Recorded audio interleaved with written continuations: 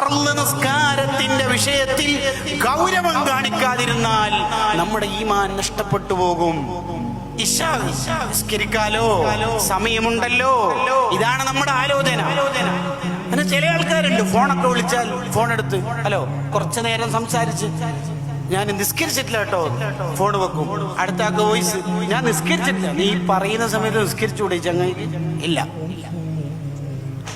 എന്തല്ലോ സുന്നത്തായ കാര്യങ്ങളാ മൂപ്പര് ചെയ്യണത്. ആകയാൽ ഒരു മുഅ്മിനിന്റെയും അവിശ്വാസിയുടെയും ഇടയിലുള്ള ഏറ്റവും പ്രധാന വ്യത്യാസം തന്നെ നിസ്കാരമാണ്. ഫർള് നിസ്കാരത്തിന്റെ വിഷയത്തിൽ ഏത് കല്യാണ പരിപാടിയുടെ പേരിലാണെങ്കിലും, ഏത് യൂണിവേഴ്സിറ്റി പരീക്ഷയുടെ പേരിലാണെങ്കിലും ഒരൊറ്റ നിസ്കാരം ഖളാ ആയിക്കൂടാ. നിസ്കാരം ഖളാ ആവുന്നവനെ കുറിച്ച് അവന്റെ ഈമാൻ നഷ്ടപ്പെട്ടു പോകുമെന്ന് സയ്യിദുനാ അഹ്മദ് ബിൻ ഹംബൽ റളിയല്ലാഹു അൻഹു പറയുകയാണ്. ഒരൊറ്റ നിസ്കാരം നമ്മുടെ ജീവിതത്തിൽ ഖളാ ആയിക്കൂടാ.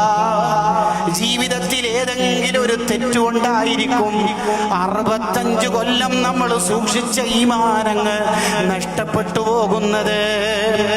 അതല്ലേ ഹദീസ് പറയുന്നത്.